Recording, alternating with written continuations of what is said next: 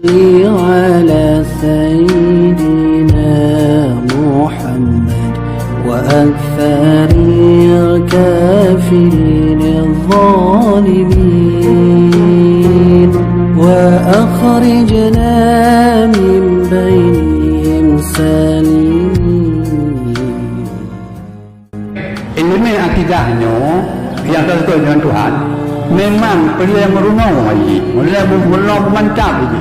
Kerana amalan syariat patronji bab ilmu akidah. Makanya sangat-sangat perlu orangnya untuk diperkuatkan akan akidah iman yang bersih, iman yang murni. Anak lain mereka dengan buat ilmu akidah. Serius, ibu-ibu ni dengar. Nyuruh kerajaan begini. Marlabuka, toh Tuhan kata. Dia orang jawab, Allahu Rabbi. Perhatian. Nyobekna pandangan orang lain. Di dunia ni hana tak teri Tuhan, roh tak jawab. Si jawab. Tino hana tak teri Tuhan, roh tak jawab. Mah cakap. Nyon dah bos tahu contoh yang sangat sederhana. Itanya hana tak teri ke bera. Itanya baru yang dah ke bera. Tak doa berdunyok bak ke bera. Tak doa.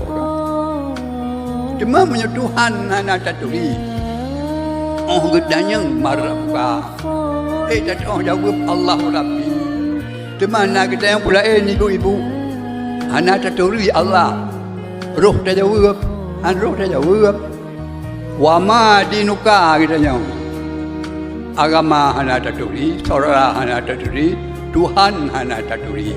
Nyohan mungkin roh tak jawab. Makanya juga lam kita mati. Bukan taturi Allah ini. Dan sebagainya punya kata malum lagi kita yang kita le malaikat soal di dalam jerah.